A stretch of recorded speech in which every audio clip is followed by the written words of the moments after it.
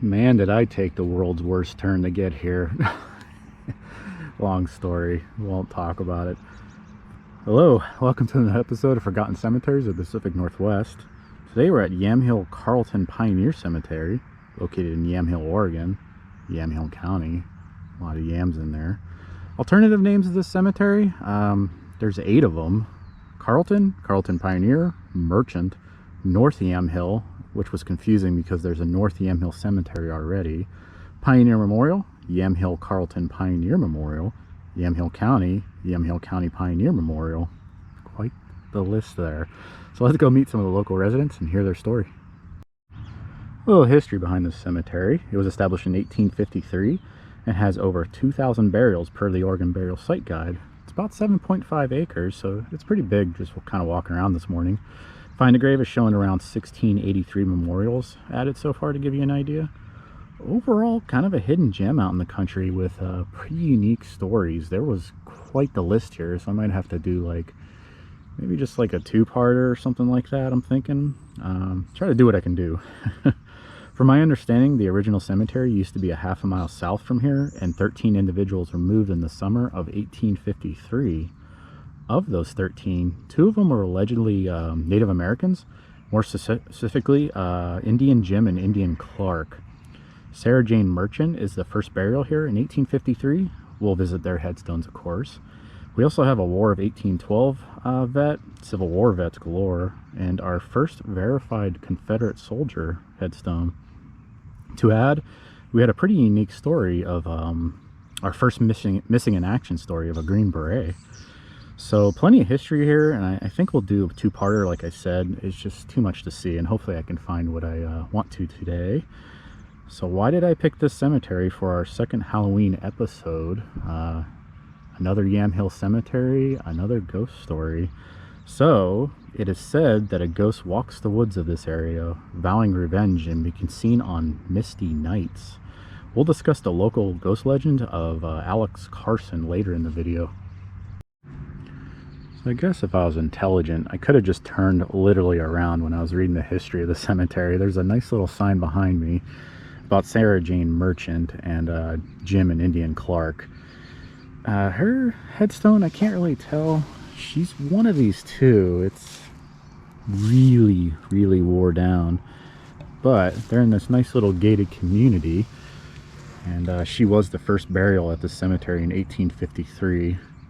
She was only 11 years old when she died. Her father, Robert Merchant, was born in Scotland in 1797, and her mother, Lucretia, is also buried in the fence-off plot here. Again, I'm not sure which one's what because, man, the writing is so wore down. Here is Sylvanus Moore. I think that's how you say his first name. Born in 1796 in New York and also a Mayflower descendant. He also served in the War of 1812 in Pennsylvania, but couldn't find the specifics of which battle. But again, we have the iconic finger pointing up, indicating the hope to enter heaven. His wife, Nancy, is right there to the left, and her father served in the Revolutionary War. And here we have another Civil War vet, David Bowie Smith, born in 1843 in Phillips, Maine. Served in Company K, the 10th Maine Infantry. Shows he was also in the 29th Infantry Regiment. We don't see Maine too often, but they do show up in the Battle of Gettysburg, Cedar Mountain, and Chancellorsville. Alrighty, on to our local ghost legend. So, this is part of our Haunted Halloween series of October, and the reason I picked this cemetery, it is said that a ghostly apparition can be seen at night just over there on that butte. That's 2 or 3 minutes away. So we're looking at this location right here. It's more specifically referred to as Alex's Butte. We'll talk about why. Alexander Carson, better known as Alec, was a free trapper and gunsmith. He would be part of something called Astor or Overland Expedition back in 1811. I also read that he was a Missouri hunter and trapper, but went west to Snake River in 1812. He would arrive in Fort George in 1813. Overall, pretty successful guy and popular guy in the area, reading up on him. He was more of a wanderer, if anything, in the Pacific Northwest. Sold furs and had his own cabin. Just did his own thing. Now, there's 2 legends on how Alexander met this end on the butte over there. The first claims he quarreled with a local Indian band and tried to run and hide on a large oak tree limb. The Indians couldn't find him, and they sort of gave up until Alex sneezed. Not making this up. The Indians would kill Alec and leave his body to the wolves. Story goes there was bits of him that remained and were found by white travelers. He's buried on that butte with no ID or marker in 1835. Now the second legend. This one states that he was killed in 1836, a year later from our first story. This one claims that Alex got sick when trapping, spent April, May at the home of a settler. He would be in the company of his Tualatin helper, Indian helper, Bonnie's wife, and their teenage son. Alex would recover, and they went north and camped on the butte over there. Sometime that night, Bonnie forced his son to shoot Carson for some reason and plunder his property. It's still unknown why. Another Indian who was part Tillamook, who helped with the plot of the slaying of Carson, didn't get to enjoy his new property very long, as he was slain by the chief of the Tualatins shortly after. Now, rumor has it, when the land grows cold and dark at night, there's reports of a ghost that walks the wooded area, vowing revenge on those that murdered him. Legend has it, you can hear him in the wind, and the wind responds to Alex's call of revenge with guilt for an act committed. So instead of showing the writing on the headstone, I figured I'd show you the whole big thing, because it's kind of a cool headstone overall, the pillar style. It'll be of James Griffin, and I believe his wife is on there as well. He was born in 1793 in Virginia, and is a War of 1812 veteran, serving in the Kentucky militia. Interesting factoid is that Kentucky played a massive part in supplying troops and supplies during the War of 1812. Kentucky troops were more dedicated to campaigns against the enemy as well. Due to this, Kentucky saw more battle casualties than any other states combined, apparently. Luckily, James survived the war, as he wouldn't die until 1865 at the age of 71.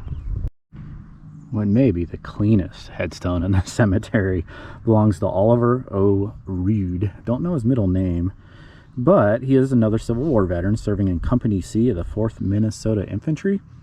I want to say this is our first Minnesotan Civil War-wise. They were mainly focused on Western theater campaigns during the Civil War. They served in minor fights, major battles, and campaigns, and proved themselves to be formidable fighters from my readings, and had very little casualties. You know, some of you are into like symbolism and such, but I didn't have this in my notes, but I just kind of stumbled upon it. But it's a woman of the Woodcraft headstone. I think the last one we saw was at Polk. Oh geez, what's that one called in Sisters, Oregon? I think it's called Polk Cemetery, somewhere around those lines. But yeah, a rarity and a cool find. Sadly, I could not find the headstone of John Lewis Laughlin, who is a Civil War vet. And Laughlin is a pretty popular last name I'm finding. I see that a lot in the cemeteries, and I remember seeing this last name specifically and missed out on it at Hill Cemetery. There's a woman named Nancy Dottie Laughlin at Hill Cemetery.